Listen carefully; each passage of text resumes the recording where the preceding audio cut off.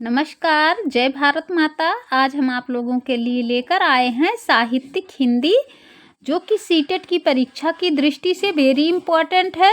CTET क्या, ये हिंदी की समस्त परीक्षाओं की दृष्टि से, चाहे वो नेट हो, चाहे पीएचडी एंट्रेंस हो, चाहे एमएड एंट्रेंस हो या यूपीपी हो, समस्त परीक्षाओं में हिंदी के प्रश्न पूछे जाते हैं और समस्त परीक्षाओं की दृष्टि से वेरी इम्पॉर्टेंट हैं। आज साहित्यिक हिंदी आपको पढ़ाएंगे।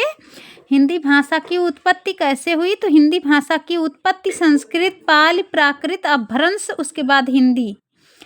इस प्रकार से हिंदी भाषा की आदि जननी मानी जाती है संस्कृत को, क्योंकि संस्कृत से ही पाली की भी उत्पत्ति हुई है, प्राकृत की भी, अपभ्रंश की भी और हिंदी की भी। तारतम्यता में बार बार रिपीट किया गया है question, CTET, TET, TGT, PGT, हर परीक्षा में, कि क्रम के अनुसार जो है हिंदी की उत्पत्ति कैसे हुई है। तो सबसे पहले संस्कृत, पाली, प्राकृत, अपभ्रंश, तब हिंदी। हिंदी का सबसे बड़ा भाषा परिवार है भारोपीय भाषा परिवार। यह लगभग 73% लोग बोलने वालों की संख्या है। भारत तथा यूरोप। सबसे छोटा भाषा परिवार चीनी तिब्बती है। ये लगभग 0 से 7% तक बोली जाती है। 2011 की जनगणना के अनुसार भारतीय भाषाओं की जनगणना या आंकड़ों के अनुसार 43 से 63% लोगों की मातृभाषा हिंदी है। प्राचीन भारतीय आर्य भाषाएं 1500 ईसा पूर्व से 500 ईसा पूर्व तक। वैदिक संस्कृत और लौकिक संस्कृत। संस्कृत 2 भागों में बटी है, वैदिक और लौकिक। मध्यकालीन भारतीय आर्य भाषाएं 500 ईसा पूर्व से 1000 ईस्वी तक। पाली, प्राकृत और अपभ्रंश हैं। और आधुनिक भारतीय आर्य भाषाएं जो हैं वो 1000 ईस्वी से अब तक चल रही हैं। हिंदी की बोलियां हैं मराठी, बांग्ला, उड़िया आदि। एकदम मोस्ट वेरी इंपॉर्टेंट क्वेश्चन है, हमने टिक भी किया है। हिंदी भारोपीय परिवार की भारतीय ईरानी शाखा की उपशाखा है। भारतीय आर्य भाषा है। 1500 ईसा पूर्व से 500 ईसा पूर्व तक संस्कृत बोलचाल की भाषा के रूप में प्रयोग हुई है। संस्कृत भाषा को 2 भागों में बांटा गया है। नंबर 1 वैदिक, इसका समय 1500 ईसा पूर्व से 1000 ईसा पूर्व तक रहा। लौकिक संस्कृत, इसका समय 1000 ईसा पूर्व से 500 ईसा पूर्व तक रहा।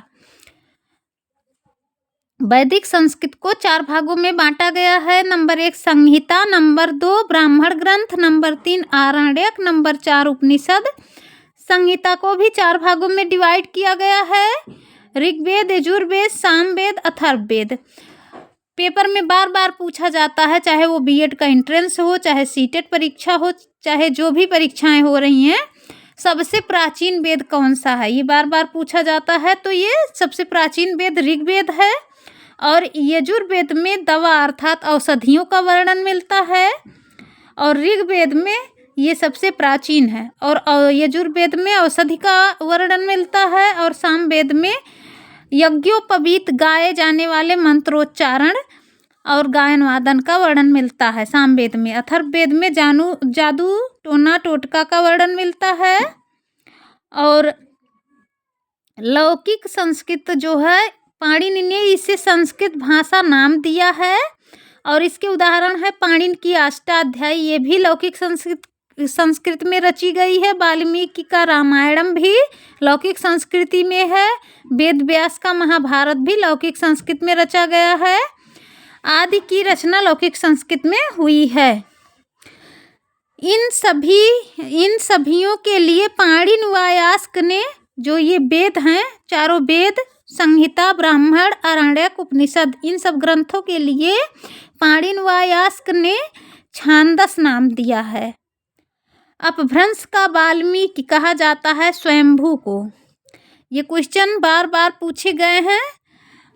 पाली भाषा को प्रथम प्राकृत भाषा कहा जाता है। यह भारत देश की प्रथम भाषा थी और इसका समय था 500 ईसा पूर्व से 1 ईस्वी तक।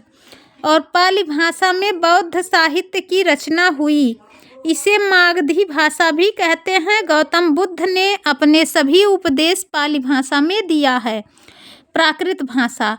प्राकृत भाषा पहली ईस्वी से 500 ईस्वी तक है और इसे द्वितीयक प्राकृत भाषा कहा जाता है। भगवान महावीर ने अपने सभी उपदेश प्राकृत भाषा में दिए हैं। ये क्षेत्रीय बोलियां हैं जो ये क्षेत्रीय बोलियों से विकसित हुआ है, जैसे सौरसेनी, पैसाची, ब्राचड, महाराष्ट्री, मागधी, अर्धमागधी आदि।